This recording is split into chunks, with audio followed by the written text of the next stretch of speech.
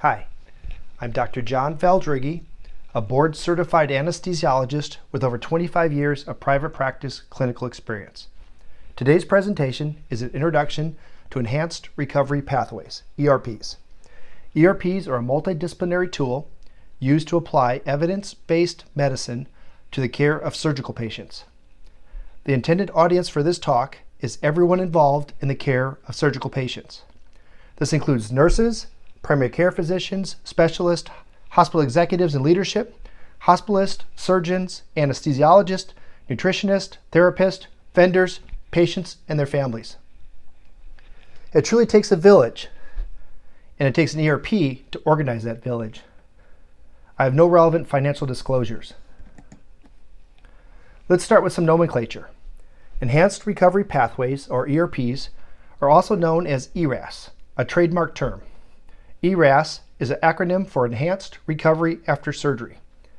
These evolved from fast-track programs. Enhanced recovery begins when the patient is first identified as needing surgery and continue until the patient is fully recovered from that surgery. ERPs are evidence-based medicine, and as we all know, scientific knowledge is always changing and growing, and so must ERPs. This is both a strength and a curse. ERPs allow new evidence and techniques to be more quickly adopted, but this also requires significant time and efforts to stay current, rewrite protocols, and continuously retrain. ERPs also present unique statistical challenges. The premise underlying ERPs is start with interventions known to improve outcomes, and then combine them all together. So there are many more possible combinations and permutations of interventions than could ever be studied with random controlled trials. And of course, the interventions themselves can interact with each other. For example, consider that in colorectal surgery, mechanical bowel preps with oral antibiotics can reduce postoperative infections. But bowel preps can also dehydrate the patient, which can lead to more intraoperative fluid, which can lead to bowel edema, which can cause increased post-op bowel dysfunction. So, as a single intervention, mechanical bowel preps with oral antibiotics are indicated to reduce postoperative infection. But what's the global effect on all complications when this proven intervention is combined with all the other evidence-based interventions? Data is essential to answer this question, and in particular, your data is essential. You need to know your baseline results and outcomes, and then observe if your ERPs are improving outcomes. For more on ERP statistics, please view the presentation ERP Statistics 101. I've also posted a presentation reviewing the 2019 Powers Colorectal Enhanced Recovery Study. This study is a great example of how researchers attempt to tease out the effects of a single intervention from the global pathway to see which interventions are the most important or most effective. The Powers study is also a good introduction to commonly studied outcome measures. We talked about the village, but who are the stakeholders? It all begins from the top, the hospital executives. They provide the leadership and resources and resolve to build the program. It takes funding and resources for data collection, team leadership, support services, and possible participation in commercial databases to benchmark your results. ERPs cost resources, time and money up front. But of course the hospital is there for our patients to do well, so naturally this will all just happen. Or actually, complications are very expensive, and ERPs are shown to reduce complications. So in a global bundled payment environment, if you get paid the same, but your costs are less, yeah, that's also effective motivation. And there are numerous studies demonstrating the cost savings with ERPs. For example, Stone in 2016 reported Johns Hopkins' financial experience with colorectal surgery ERAS. Johns Hopkins invested just over $500,000 into their colorectal enhanced recovery program, and by the end of just the first year, they had already realized over $900,000 in savings. I'd like to get that rate of return on my investments. Of course, ultimately the proof is your pudding. Make the upfront investment and commitment, collect your institutional data, and then prove the cost effectiveness of your pathways. This slide lists the village of stakeholders, and we all need to get out of our towers to collaborate on building the ERP. Ultimately, we're all on the same team, the patient's team. Of course, there is a natural tendency to protect our turfs, and much of this is because we all want the best for our patients. And with years of experience, we know what will work best in our own hands. So it's difficult to give up this control. An initial workaround the I don't do cookbook medicine roadblock is to let each tower lead in their area of interventions. And after all, this does make the most sense. They're the experts in those areas. Try to allow flexibility where the evidence isn't strong. Then, when your data shows that certain interventions are working better than others, the laggards will either come along or be left out. Each phase from pre-admission to ultimately full recovery are essential. Prior interventions affect downstream results. For example, poorly controlled diabetics have more complications. Need to get ahead of this train before it leaves the station. Or giving excessive amounts of opioids in the recovery room because of inadequate pain control, then the patient will be too sedated to walk later. So here are the phases, from identified need for surgery to full patient recovery. Let's dig a little deeper into possible interventions or planks that can be implemented in each phase. Just a hypothetical menu to choose among and customizing your own ERP. Of course, each intervention or plank ultimately needs its own complete discussion and analysis. Perhaps today's forum will grow into a complete series of lectures, but for now, this is just an introductory talk to spark deeper considerations. I apologize if I should digress into nuances to consider in some of these planks. It's just too interesting to resist. Here also lies the real danger of analysis paralysis. Never getting started. Too much data to consider on each plank. One simple way to get your pathway off the ground is start with published international guidelines. Adopt those planks that will work in your institution. At the end of this presentation, I'll provide some links to published guidelines. So, get a start, observe your results, collect your data. Then modify your protocol to improve outcomes. You've begun. Pre-admission. Pre-admission begins when the need for surgery is identified. Patient education starts with a preoperative discussion of milestones and discharge criteria. Map the patient's journey for them and their patients. Include expected surgical outcomes and recovery timelines and benchmarks.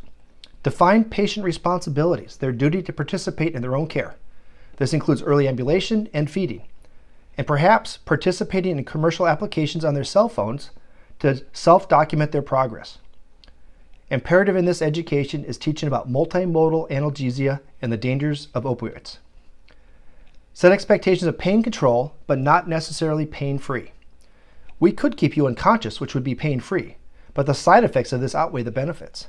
Let's save being unconscious for when you really need it. General anesthesia for surgery.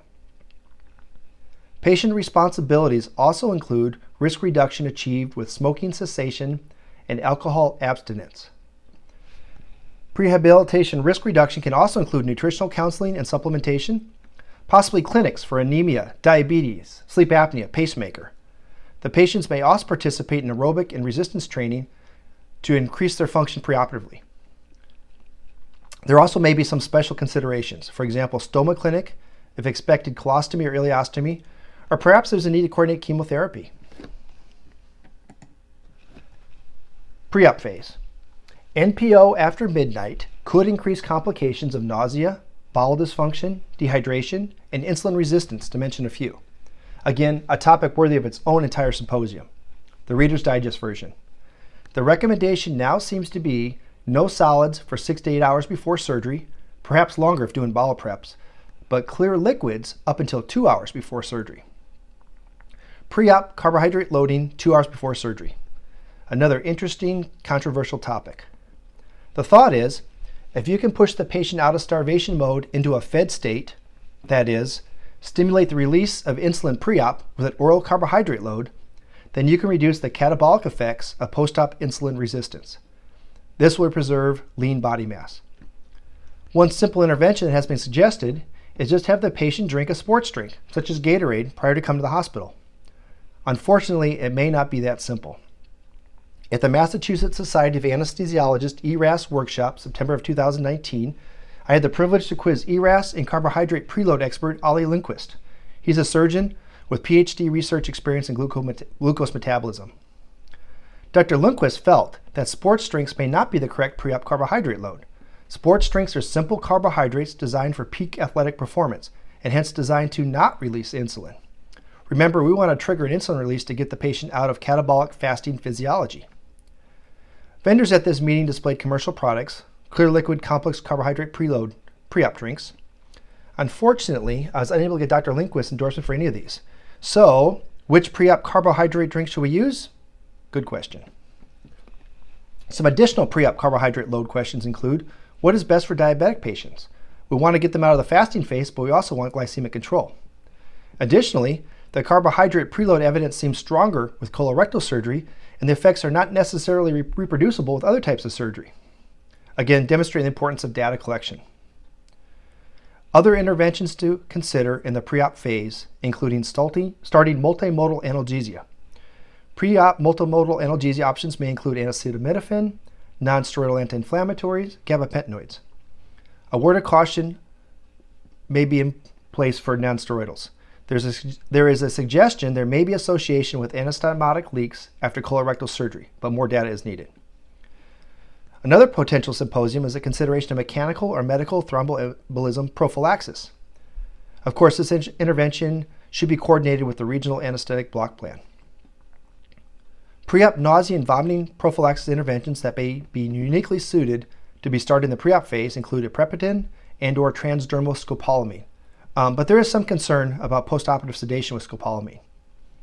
Other pre-op considerations include avoiding unintended pre-op fluid boluses, pre-warming the patient, so at least we're starting with a warm patient, and very importantly, reinforce pre-admissions teachings. Multimodal analgesia, pain control, opiate sparing, early mobilization and feeding. And then the catch-all, special considerations. For example, type in screen if a possible blood transfusion is anticipated. And for colorectal surgery, bowel preps are the latest trending topic. Earlier and currently published ERAS protocols commonly call for avoiding mechanical bowel preps because they're distressing for the patient and cause fluid shifts and dehydration. But now, in 2019, the published American Society of Colon and Rectal Surgery guidelines support mechanical bowel preps with oral antibiotics in elective colon and rectal surgery to reduce infection and anastomotic leaks. Intraop interventions. Goal-directed fluid therapy. Again, a subject worthy of its own symposium. Which device do we use? Plasmography pulse variation, esophageal Doppler, thoracic impedance, echocardiogram, pulmonary artery catheter? Do you do algorithm-driven, or is it just one more monitor to consider? Which fluid, crystalloid or colloid? Current evidence supports avoiding excessive normal saline because of hypochloremic acidosis, and probably using a balanced salt solution, though there is still some place for albumin. And there is concern for kidney injury with colloidal starches. Even more important, do we still need goal-directed fluid therapy? We have learned from earlier studies, and now we give less fluid. Perhaps the reduced importance of goal-directed fluid therapy in contemporary studies versus what was seen in older studies is that we're now doing more minimally invasive laparoscopic techniques, which means fewer epidurals and their hemodynamic side effects. However, the landscape may be changing again with respect to bowel preps, and therefore greater variability in the pre-op volume status of our patients. So we may again see an increased need for goal-directed fluid therapy. In the 2019 Powers Colorectal Study lecture, we will see that less than 1.5 liters net positive fluid balance post-op day number 1 was associated with decreased post-op complications. But in that same study, goal-directed fluid therapy was not found to have a significant effect. Multimodal analgesia, again a topic worthy of its own symposium. Intraoperative agents to consider include ketamine, alpha-2 agonists like dexmedetomidine, IV lidocaine, but considerations about toxic doses when combined with regional blocks. Some institutions use lidocaine drips instead of blocks. Others use lidocaine drip if the block has failed. A word of caution, there's a strong recommendation for continuous EKG monitoring with lidocaine infusions, so this may be problematic when implementing this intervention on the wards. Magnesium has also been shown to have analgesic properties, but may potentiate muscle relaxation. Regional anesthesia. Thoracic epidural is the current standard for open colorectal surgery, but epidurals aren't perfect. They cause a sympathetic block, hypotension, more fluid administration. Also, significant failure rates and increased manpower management needs post-op. And more stuff attached to the patient, making mobilization more difficult. For laparoscopic or minimally invasive surgeries, and of course there's significant data for better outcomes with minimally invasive surgery, so always good to do when you can, we're getting away from epidurals in surgeries that are not open surgeries because of these undesirable hemodynamic side effects of epidurals.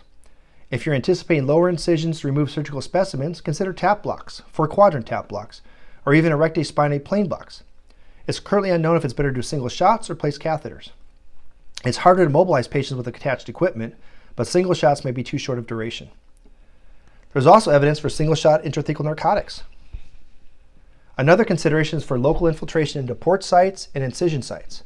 There may be a role for liposomal bupivacaine, either in the local infiltration or in the tap blocks.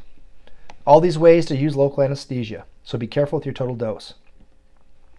Intraoperative nausea prevention considerations and options include Decadron, serotonin antagonist, dopaminergic blockers, antihistamines, anticholinergics, and TIVA, total intravenous anesthesia. There's evidence to support using 2 or 3 of these different mechanisms. Normothermia reduces infection, bleeding, pain, and nausea. The patients feel better. Right antibiotic, right dosage, right time. And finally, the catch-all phrase, special considerations. Post-op. Post-operatively, get the patient moving. Out of bed on the day of surgery. No meals in bed. Serve the patients with the patient sitting in a chair. Have the patient walking on or before post-operative day number 1, depending on the surgical procedure. Feed early. In colorectal surgery, early feeding is associated with a quicker return of bowel function, but unfortunately may also be associated with more nausea and vomiting. Consider stopping IV infusion upon recovery room discharge. Saline lock the IV catheters. You want to encourage PO intake while also avoiding fluid overload. Obviously, however, if you have ongoing fluid shifts or losses, or the patient is not able to tolerate PO liquids, you may need to continue or restart the IV infusions. We are still practicing medicine and need clinical judgment. No protocol or algorithm can replace this, but default, evidence-based protocols as a starting point improve outcomes. Remove tubes and drains. Unless the surgery involves pelvis or GU tract, or there are other special considerations, bladder drains out within 48 hours. There's increased risk of infection after 48 hours, and urinary drains impair mobility. It's uncomfortable to walk with a tube in your bladder. NG tubes. Colorectal ERAS guidelines read, avoid routine post-op NG tubes. I'll interpret this as at surgeon's discretion. Also, early feeding seems incompatible with an NG tube in place.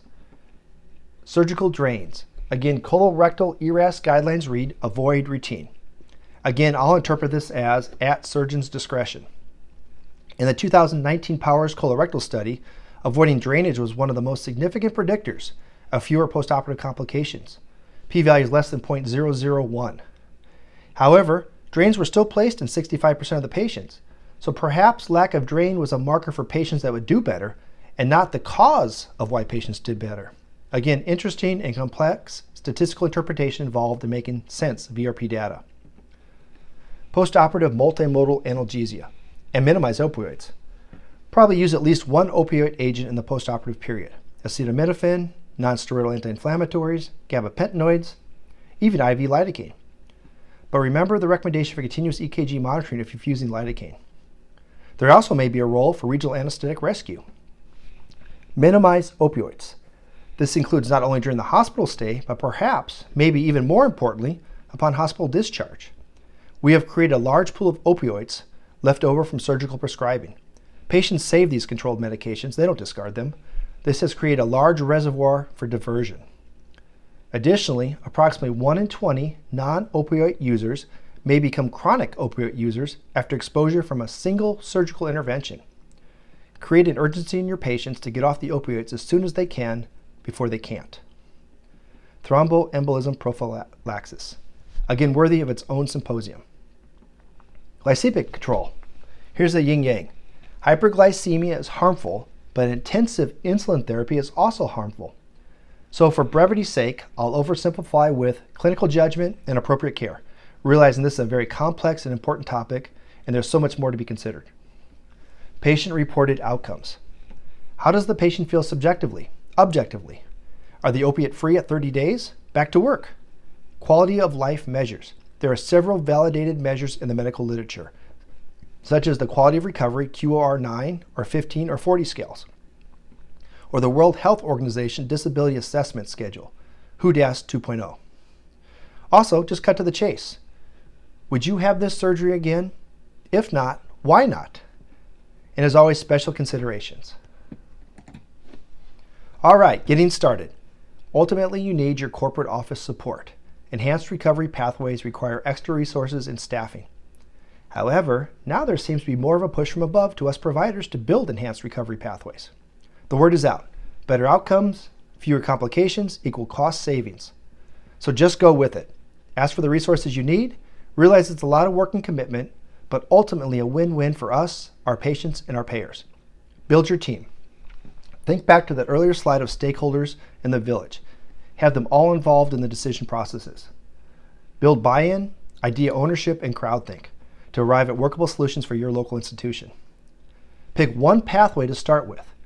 Colorectal surgery may be the low-hanging fruit. Lots of published guidelines and evidence-based data. There is also a significant inherent high complication rate and long hospital lengths of stay. Lots of room for potential improvement. The smaller surgeries, the ones that you may already be doing outpatient, may not give you much return for your efforts. Sutton's Law. Go where the gold is.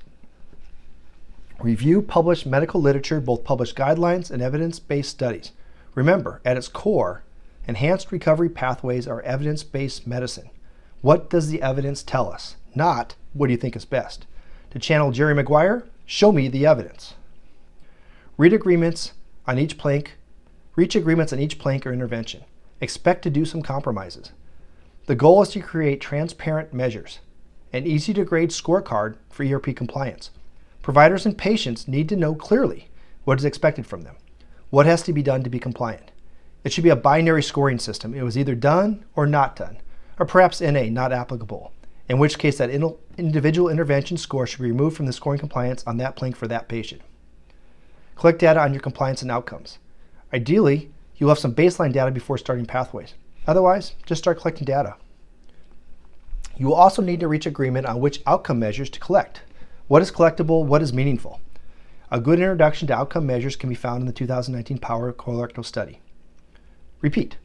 Change your interventions as guided by published studies, medical meetings, and your own observed results. Then repeat the process again.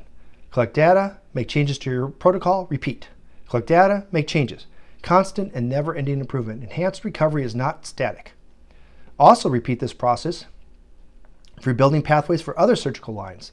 C-sections, total joint arthroplasties, femur fractures, spine surgeries, pediatrics, robotics, urology, cancer surgery, cardiothoracic, plastics. There are so many areas we can improve patient care by systematically applying evidence-based medicine into building comprehensive pathways. Here are a few resources to get you started. ERAS Society at erassociety.org, POCI, Perioperative Quality Initiative at poci.us, and the American Society of Colon and Rectal Surgeons Resource Library. I can be contacted at john@saferanesthesia.com. Please email me your feedback, thoughts, ideas, and suggestions. And here are some published guidelines for colorectal surgery. And here's the reference for the 2019 Powers Colorectal Study. Thank you for your time and interest.